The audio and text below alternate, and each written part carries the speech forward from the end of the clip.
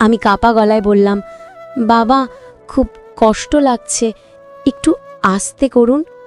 বাবা শান্ত স্বরে বললেন, আর 1 মিনিট অপেক্ষা করো মা, প্রায় শেষ হয়ে এসেছে। তো বন্ধুরা, আপনারা যদি এই ভিডিওটির আবেগ অনুভব করতে চান তাহলে ভিডিওটি না টেনে সম্পূর্ণ দেখুন। বন্ধুরা, আমার নাম বিপাশা, আমি ক্লাস 9-এ পড়ি। আমার বাবার নাম বিপুল, তিনি বাজারে একটি কসমেটিক্সের দোকান চালান। আমার মা বেশিরভাগ সময় একদম স্বাভাবিক থাকেন, কিন্তু মাঝে মাঝে তার মাথায় সমস্যা দেখা দেয়, তখন তিনি একটু অস্বাভাবিক আচরণ করেন। একদিন রাত প্রায় 12টা বাজে, মা তখন কিছুটা অস্থির হয়ে যাচ্ছিলেন। বাবা শান্তভাবে বোঝানোর চেষ্টা করছিলেন, কিন্তু মা রাগে বকাবকি করছিলেন। আমি ঘরের বাইরে থেকে সব শুনছিলাম। পরে চুপচাপ গিয়ে দেখি মা অনেক রেগে আছেন আর বাবা চুপচাপ বসে আছেন। কিছুক্ষণ পর বাবা ঘর থেকে বের হয়ে এলেন। বাইরে এসে আমাকে দেখে বললেন, মা, আজ রাতে আমি তোমার মায়ের সঙ্গে ঘুমাতে পারবো না, ওর মাথায় আজকে একটু বেশি সমস্যা হচ্ছে। যদি তোমার ঘরে একটু জায়গা দাও তাহলে আমি ওখানেই ঘুমাতে চাই, কালকে সকালে দোকানে অনেক কাজ আছে। আমি অবাক হয়ে বাবার দিকে তাকিয়ে রইলাম। এত রাতে বাবা কখনো আমার ঘরে ঘুমাননি। তার চোখে ক্লান্তি ছিল, কণ্ঠে এক ধরনের ভারী ক্লান্ত ভাব। আমি কিছু বললাম না, চুপচাপ মাথা নাড়লাম। বাবা আমার ঘরে এসে বিছানার একপাশে চুপচাপ বসে পড়লেন। জানালার বাইরে তখন হালকা বাতাস বইছে, চারদিকে এক অদ্ভুত নিস্তব্ধতা। মনে হচ্ছিল পুরো বাড়িটাই যেন গভীর কোনো রহস্যে ঢেকে গেছে। বাবা নিঃশব্দ বললেন, মা, আজকের রাতটা একটু অন্যরকম। তোমার মাকে আমি একা রাখতে পারিনি, আবার ওর ঘরে থাকা সম্ভব হচ্ছিল না।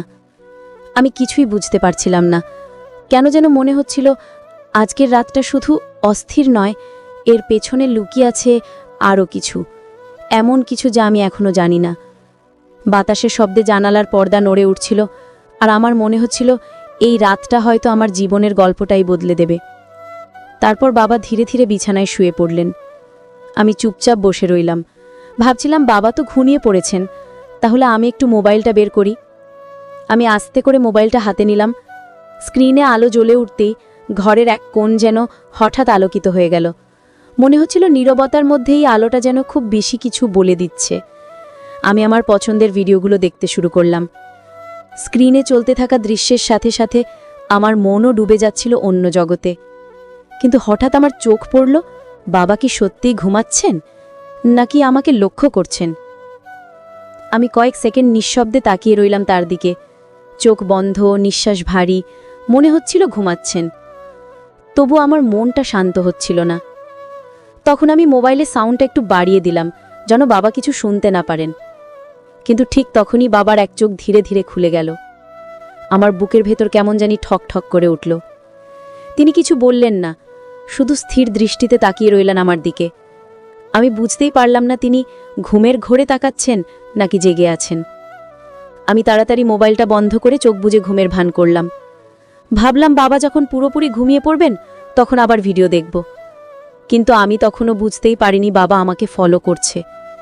আমার মোবাইলের স্ক্রিনে কি চলছে, আমি কি দেখছি কিংবা কি শুনছি, সব কিছুই যেন তিনি নিঃশব্দে টের পাচ্ছিলেন। তিনি একদম চুপচাপ শুয়ে রইলেন, চোখ বন্ধ, মুখে একটিও শব্দ নেই। আমি ভাবলাম বাবা ঘুমিয়ে গেছেন, তাই আবার মোবাইলটা হাতে নিলাম।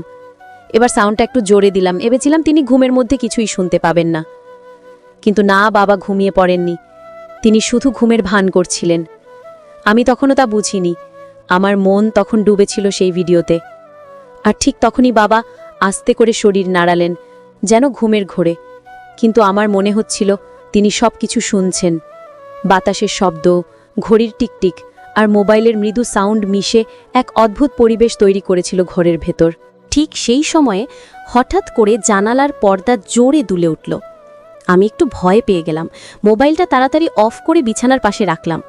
বাবা তখনও একইভাবে শুয়ে আছেন, মুখে একটিও শব্দ নেই, কিন্তু তার নিঃশ্বাসের শব্দটা যেন একটু বেশি ভারী হয়ে উঠল। আমি ভাবলাম হয়তো তিনি ঘুমের ঘোরে আছেন, কিন্তু পরের মুহূর্তেই এমন কিছু ঘটল যা আমার শরীর কাঁপিয়ে দিল। বাবা হঠাৎ করে খুব আস্তে করে বললেন, মা, এখন কয়টা বাজে? আমি একটু থমকে গিয়ে বললাম, প্রায় 1টা বাজে বাবা, তুমি ঘুমাও। তিনি তখন কিছুক্ষণ চুপ করে রইলেন, তারপর ফিসফিস করে বললেন, তুই ঠিক এখন কি করছিলি? আমি হতভম্ব, কণ্ঠ আটকে গেল। আমি কিছু বললাম না, শুধু চুপচাপ তার দিকে তাকিয়ে রইলাম। চোখে এক অদ্ভুত দৃষ্টি, মুখে কোনো হাসি নেই, শুধু এক শীতল স্থিরতা। আমি চুপ করে বাবার দিকে তাকিয়ে রইলাম। ওনার দৃষ্টি আমার চোখের ভেতর দিয়ে যেন সোজা হৃদয়ে ঢুকে যাচ্ছিল। বাবা ধীরে ধীরে উঠে বসলেন, তারপর বললেন, তুই এত রাতে জেগে আছিস কেন? কাল তো স্কুলে যেতে হবে, তাই না? আমি তাড়াতাড়ি বললাম, হ্যাঁ বাবা, এখনই ঘুমাচ্ছি।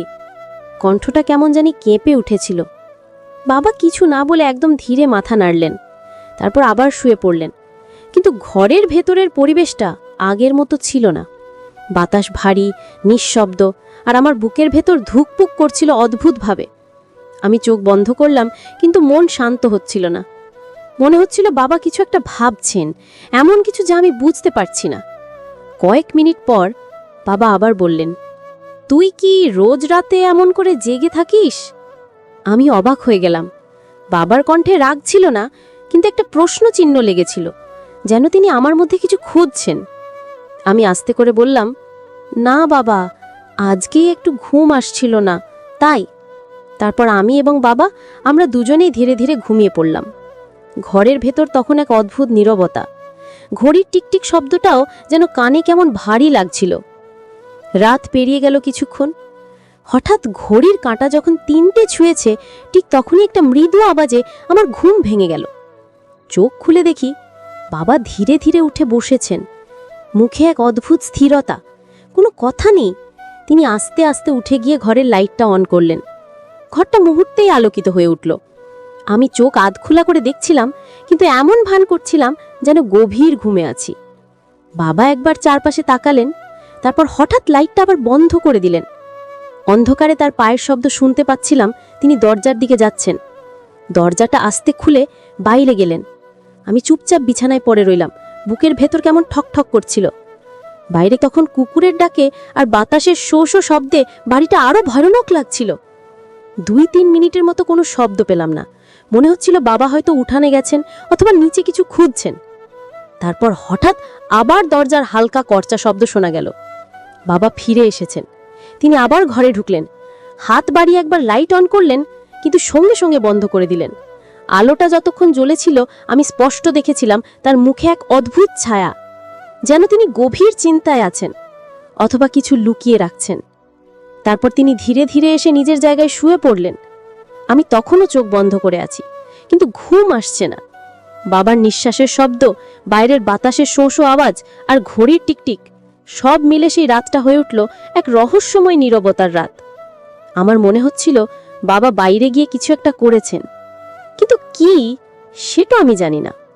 শুধু একটা অনুভূতি বারবার মাথায় আসছিল। পরের সকালে ঘুম ভাঙতেই প্রথমেই আমার চোখ গেল বাবার দিকে, কিন্তু বিছানাটা খালি, বাবা কোথাও নেই।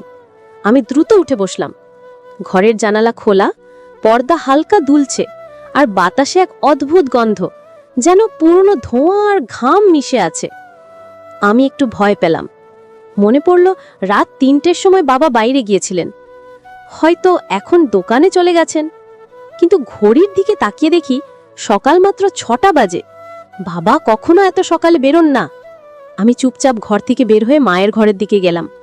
দরজাটা আধ খোলা। ভেতরে উকি দিতেই দেখি মা বিছানায় বসে আছেন, কিন্তু চোখে এক অদ্ভুত দৃষ্টি, শূন্য, নিস্তব্ধ, ভয়ের মতো। আমি আস্তে করে বললাম, মা, বাবা কোথায়? মা ধীরে ধীরে আমার দিকে তাকালেন। এক মুহূর্তের জন্য মনে হলো তিনি যেন কাউকে খুঁজছেন মনে মনে। তারপর খুব নিচু গলায় বললেন, বিপাশা, তোর বাবা তো সারা রাত এই ঘরে আসেনি। আমি হতভাগ। কি বলো মা? কিন্তু বাবা তো আমার ঘরেই ছিলেন। মা কিছু বললেন না, চুপচাপ তাকিয়ে রইলেন আমার মুখের দিকে। তারপর আস্তে করে বললেন, তুই নিশ্চিত তো ওটা তোর বাবা ছিল? আমার শরীর হিম হয়ে গেল। বুকের ভেতর ঠক ঠক শব্দ হচ্ছিল, হাত পা কাঁপছিল। আমি কাঁপা গলায় বললাম, মানে মা, তুমি কি বলছো? মা আর কিছু না বলে ধীরে ধীরে জানালার দিকে তাকালেন।